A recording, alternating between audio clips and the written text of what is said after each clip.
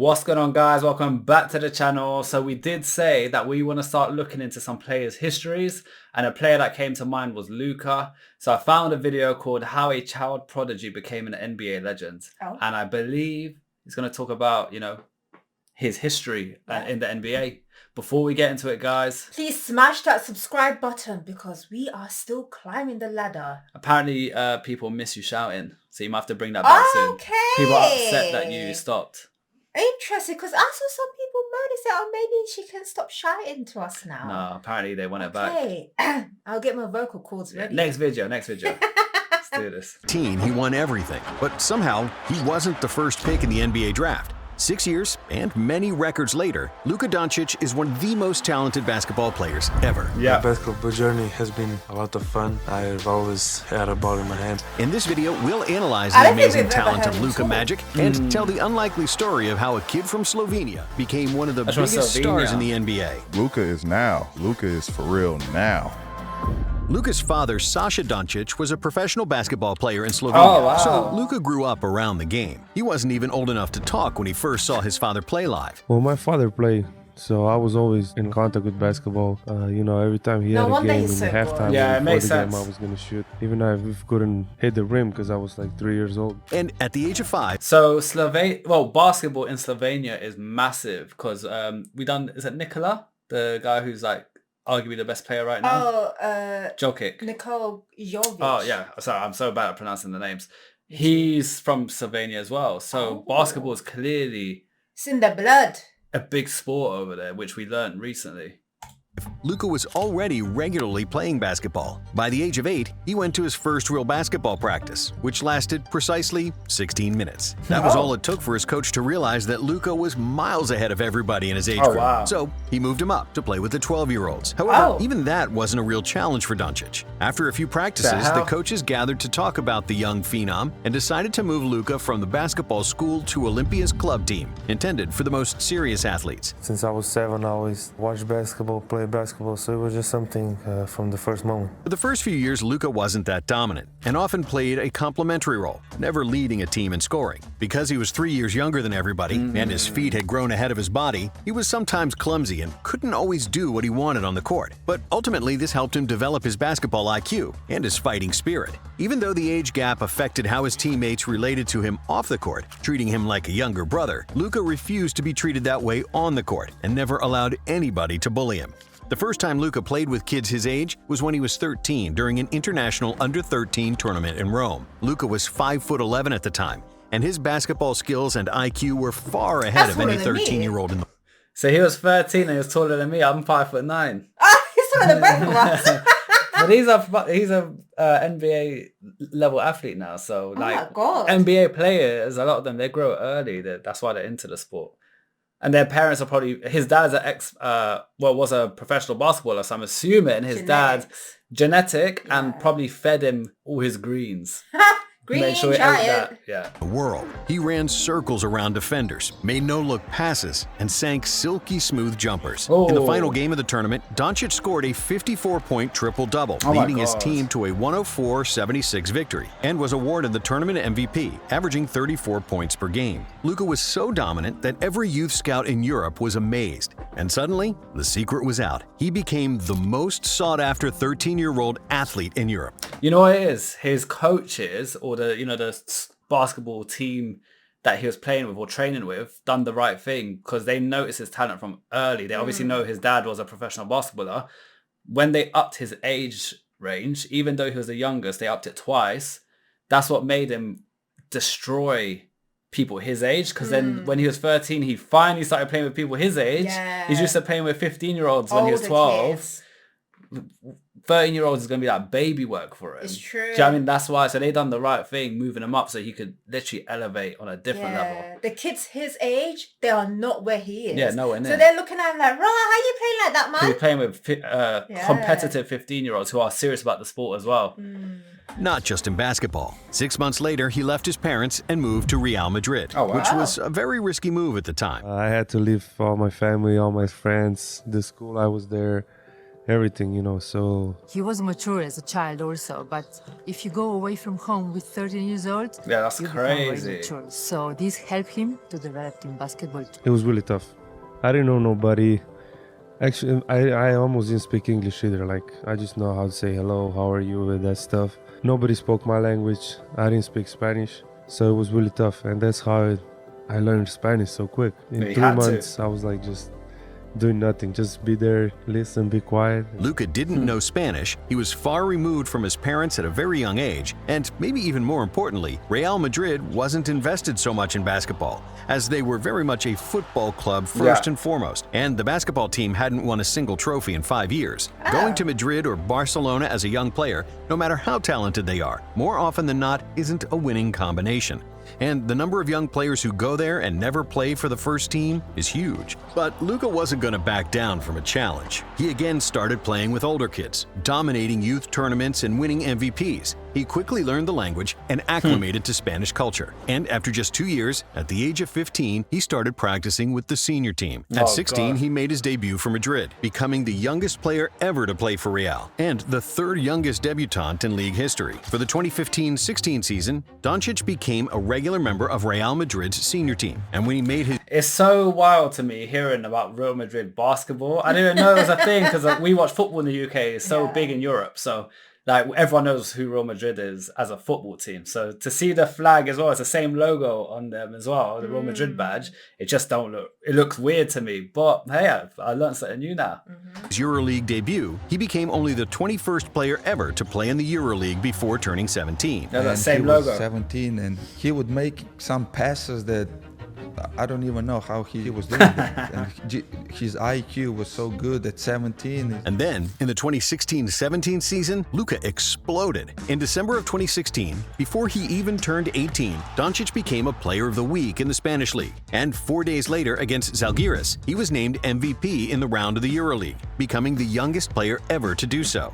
But it's not only the accomplishment that was impressive, it's how Luka did it. He took 2 clutch shots in the last minute of the game like a cold-blooded vet, making both to win the game. Doncic, another 2 long-distance shots like that. Luka also wasn't just some reserve that got hot. He was actually a starter and the best player on the floor in the strongest competition in Europe. No 17-year-old should be able to take over a game like that, wave off his teammates in the clutch, and take those shots with no fear. But Luka was bred all his life for those moments, always playing against more experienced competition. By the end of the season, he was named EuroLeague MVP of the round 3 more times, was awarded the EuroLeague Rising Star by a unanimous vote, and claimed the Spanish League Best Young Player award.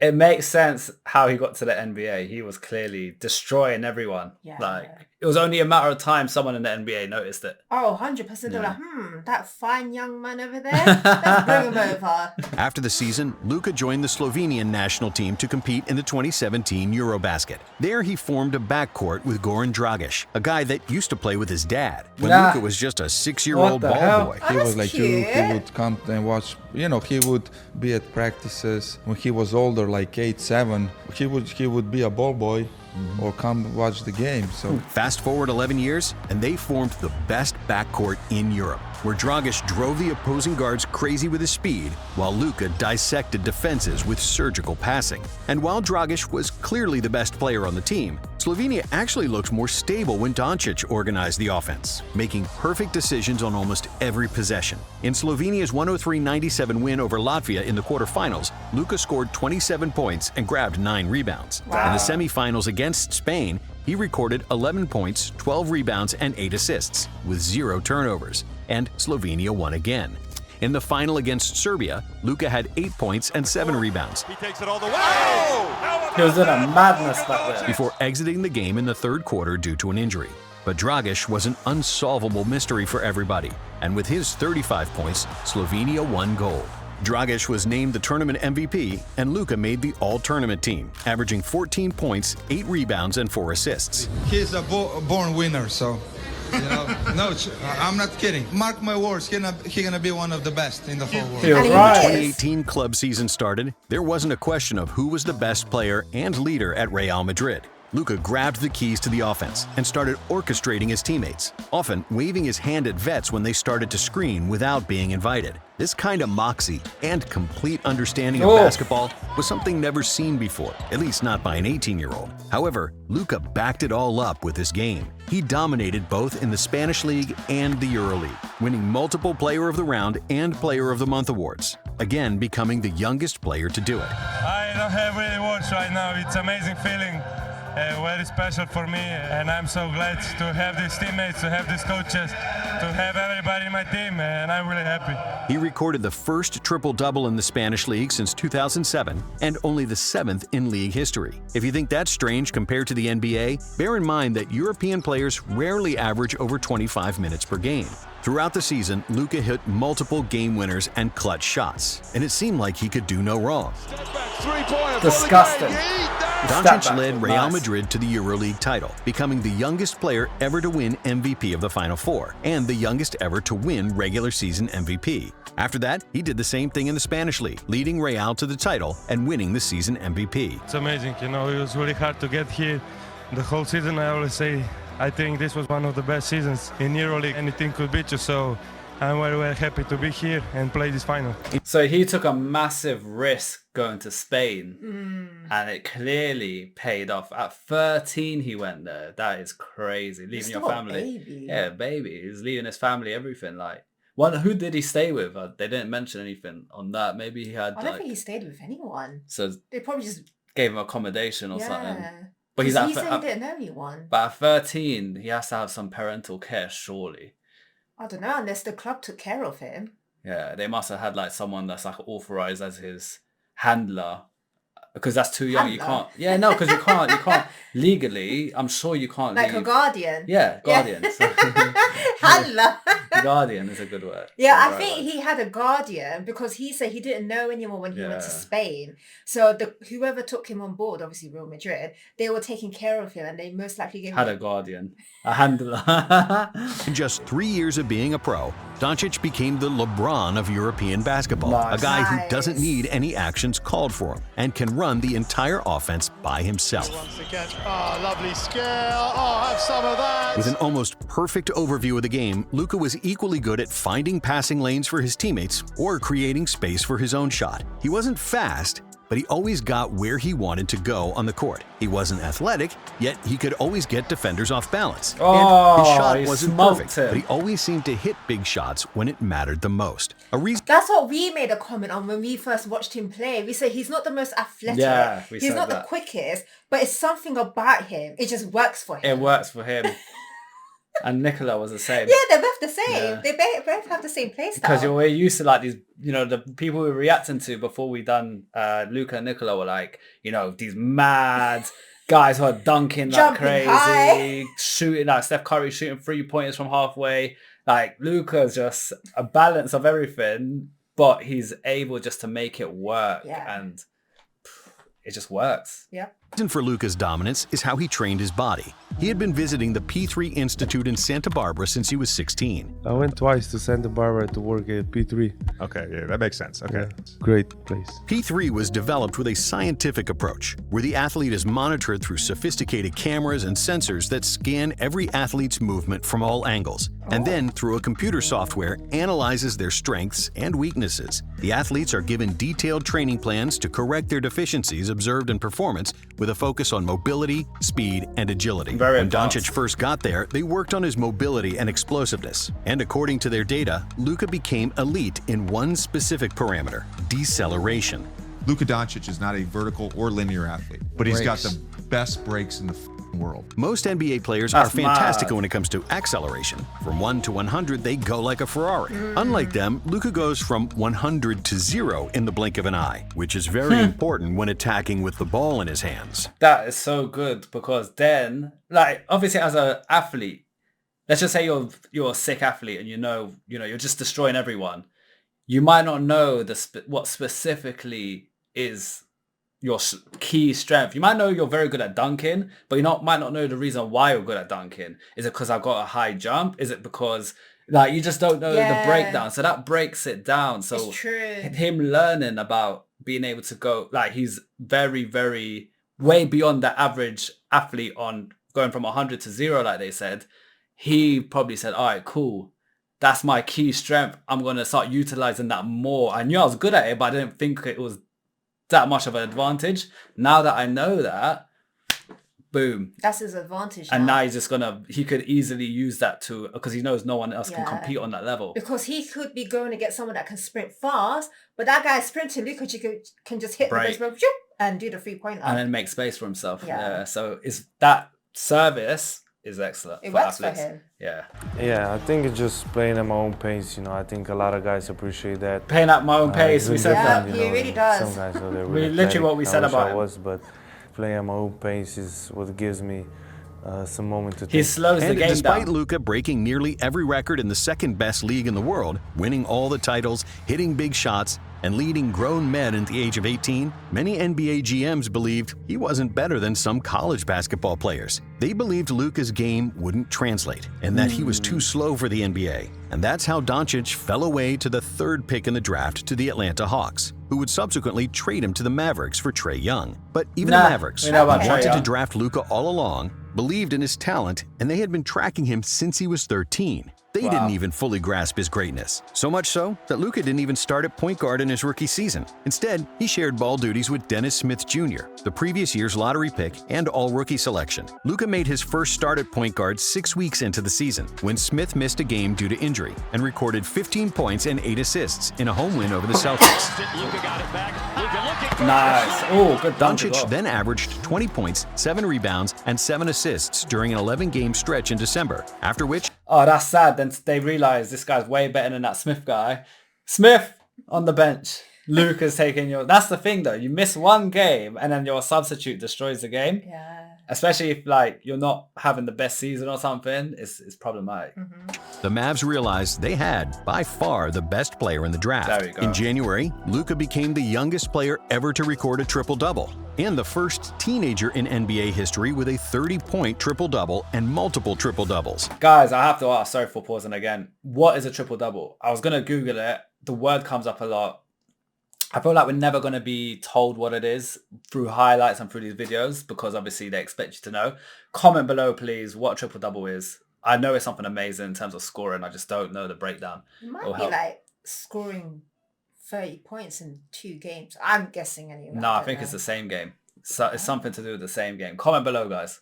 Doncic was just the 5th player in NBA history to average at least 20 points, 5 rebounds, and 5 assists in his rookie year. First of all, I would like to make the playoffs, but personally, I think every rookie wants to win the Rookie of the Year. And he was just 2 votes shy of being the 6th player ever to win Rookie of the Year unanimously. He's passed that next up after his first season. You knew Luka's going to be that guy, and he's that guy now. Early in his sophomore season, he became the fastest player to reach 2,000 points in the NBA. Wow. 5 games faster than LeBron James, 10 games faster than Durant and Carmelo, and 75 games faster than Kobe Bryant. Crazy. Once he got acclimated to the NBA, Luka became not only the most important piece in the Mavericks system, he was the system.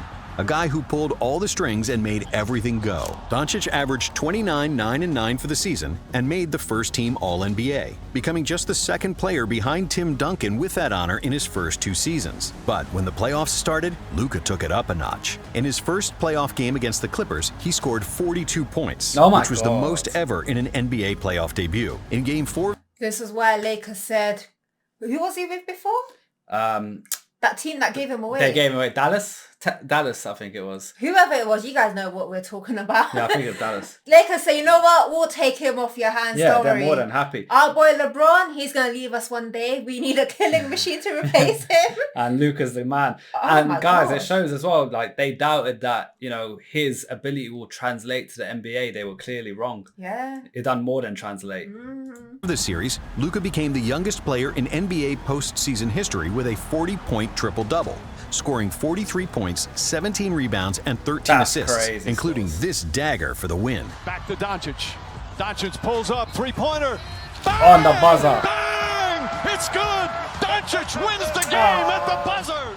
However, the Clippers still proved too strong for Dallas, winning the Yeah, series Dallas. in 6 games, despite Luka averaging 31 points, 10 rebounds, and 9 assists. In his third year, Luka continued to break records, again making first All-NBA team and finishing 6th in the MVP voting. Dallas again matched up with the Clippers in the first round, and Doncic was even better this time, averaging 35, My 8, and 10. God. But the Mavericks lost again, this time. That's a stressful situation to have such a good game. And we spoke about this with LeBron. LeBron was having games where he's putting away 45 points, like 48 points, and then you lose. Like, what more can you do as a player to lose after? It's the team, isn't it? Yep. It's not enough. Yep. Stressful. Time in 7 games. And just like with all great players, doubters started to arise. How come Luka is so great but can't win in the playoffs? Yes, wow. But the only difference between Luka and Michael Jordan, for example, is that Luka got that criticism earlier than anybody, since he was still only 21 years old. Oh my And when the God. He's a 21-22 season started, Luka came back with a vengeance. In 2 back-to-back games against the Clippers, his favorite customer, Doncic scored 96 points, including a career-high 51. During February, Luka became the first player in NBA history to average 30 points, 10 rebounds, and 8 assists per game, while Insane. shooting at least 40% from three-point range in a calendar month. And he once again made the All-NBA first team. But even more importantly, the Mavs finally started winning in the playoffs. Finally. They got past the Jazz in the first round, which secured them a tough matchup against the defending Western Conference champion Phoenix Suns. It was a tough, evenly matched series, Booker. with the home team winning each of the first 6 games. Game 7 was played in Phoenix, and the world expected the Suns to advance. Instead, we saw a complete abomination and a total blow. So this is the game we saw where Booker Made that comment. made the comment and then Luka took it personal. Because I think Booker fell on the floor and he's like Luka special or something. Yeah. So this is where he absolutely destroyed everyone. Oh, wow. 27-point lead. Down goes Johnson. 3 Luka. Shots. Oh no, they're shredding him. At one point, the Mavs had a 46-point lead, Oh. and Doncic sunned Devin Booker, who openly mocked him in the previous Yeah, here we game. go. Yeah. However, in the conference finals against Ow. the Warriors, despite Luka averaging 32 points per game, the Mavs were He done a Michael Jordan flex over there. Basically. You try to cuss me, boy? When they take it personal, they up their game a lot more. Yep, and he clearly did. He clearly did. overmatched, and they lost the series in 5. In the 2023 season, Luka set a career high in points, 60, and rebounds, 21, becoming the first player in NBA history to record a 60-point, 20-rebound triple-double in a 126-121 victory over the New York Knicks. Got the rebound in a one motion, put it up. I mean, you can practice that 100 times. It won't happen. It won't No. happen, right? Incredible. And the only player other than James Harden to record a 60-point triple-double. And despite setting several other records and another first-team All-NBA, the Mavericks missed the playoffs altogether, even after they added Kyrie Irving. Everybody wants to win the championship. I want to win the Oh, they championship. played here. together. So it's our goal. Every season is the same goal. But it's a lot of work to do. This brings us to 2024, in a year where Luka made another step forward and further improved his game. He improved his averages to an unreal 33.9 points, 9.8 rebounds, and 9.2 assists some per mad game, numbers. winning his first scoring title. In a January game against Atlanta, Luka torched the Hawks for 73 points, the fourth one highest game. scoring game ever, and the first Yeah. 70-point game while shooting 75% or better from the field. Just insane. I was just going, whatever the defense give me. In the second half, they double me all the time, so I tried to make some plays. So then sometimes I would just break the double. So just seeing the game. For the entire season, Luka disintegrated every defense like rust disintegrates iron on an abandoned ship, slowly and relentlessly. His footwork has become so masterful that almost every step has its own meaning.